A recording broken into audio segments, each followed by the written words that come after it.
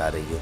भाई अगर हम हिंदुस्तान में रहते हैं और हम हर तरीके से, मैंने आपको पहले भी बात शुरू होने से पहले भी कहा था, हर आदमी अपने अपने तरीके से उस ऊपर वाले को मानता है। अगर उस मालिक ने हमें मुसलमान बनाया है, किसी को हिंदू बनाया है, किसी को अगला बनाया, किसी को पिछड़ा बनाया है, ये वो नीली छतरी वाले का काम है, इस पर कोई विषय नहीं है। अब बात आती है कि हमें हमारा अधिकार चाहिए, हमें अपने परिवार को आगे लेके जाना है। हमारे अखिलेश यादव जी ने पहले भी कहा जिसकी जितनी साझेदारी उसकी उतनी भागेगा। तो इस बात को लेके हम लोग चाहते हैं कि पत्ते सो हो जाए ना, जब सरकार हमारे मोदी जी के बाद देश के प्रधानमंत्री हैं, उनके सारे आंकड़े मौजूद हैं। सरकार में जरा इस पर भी पुष्प प्रकाश डालिए। ओबीसी के सारे अधिकारों को ये यादव खा जाते हैं। आपकी सरकार में बाकी ओबीसी छीण हो जाती है, खत्म हो जाती है। धर्मवीर जी सिपाही से लेकर के इरफान भाई आप अपनी बात पूरी करें। धर्मवीर जी आपको मैं आपको रोकूंगा जी।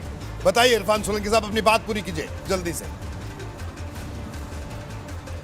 असल में मेरे सामने टीवी था नहीं तो मैं समझ नहीं पाया।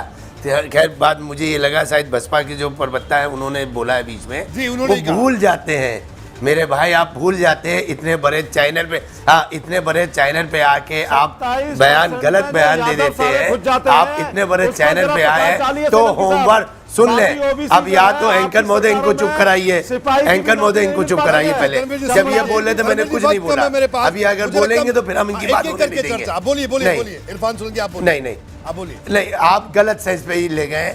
सुन लीजिए, आपने अगर ये आरोप लगाया है तो आप इतने बड़े चैनल पे सिद्ध भी करिए आके कि 27% यादव कितने कहाँ के थे। आज भी अच्छा थे तो अब कहाँ चले गए?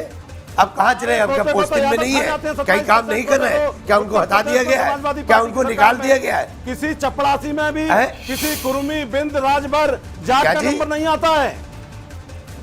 और आप यहाँ पर जो है बहुत अच्छी अरे तो एक काम करो एंकर महोदय, एक दिन हमें और धर्मेंद्र भाई को बुलाओ, एक पे एक डिबेट होगी, फिर इनकी बात होगी।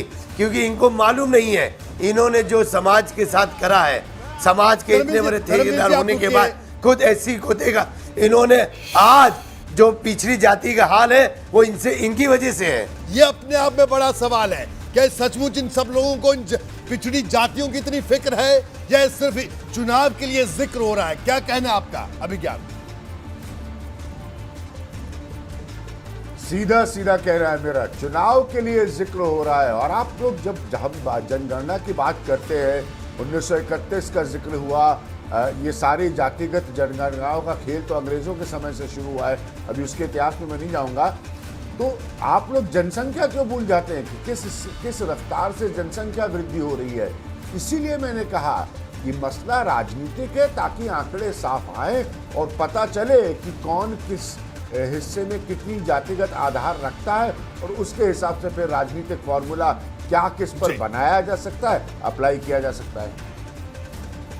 जी बिल्कुल, तो यही आधार है। अभिज्ञान आपका बहुत बहुत शुक्रिया इस पूरी चर्चा में शामिल होने के लिए। धर्मवीर जी आपका भी बहुत बहुत शुक्रिया, और इरफान सोलंकी साहब आपका भी शुक्रिया। तो जिस तरह से अभिज्ञान प्रकाश ने भी साफ तौर पर कहा, उनका भी यही कहना है कि कुल मिलाकर फिक्र हर पार्टी को इस बात की है कि जो जाति के आधार पर राजनीति होती है ताकि उस तरीके से बार्गेन कर सके।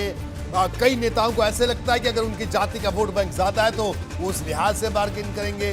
कईयों को ये लगता है कि अगर अमुक जाति का वोटर ज्यादा हो गया तो वो उनको सत्ता में आने की उम्मीदें और ज्यादा बढ़ जाएंगी। लेकिन बड़ा सवाल ये है कि ठीक है, सच्चाई है जाति जाति नहीं है, लेकिन बाकी के असल मुद्दे, बुनियादी मुद्दे कहां चले जाते हैं? वक्त एक छोटे से ब्रेक के बाद जल्द हाजिर।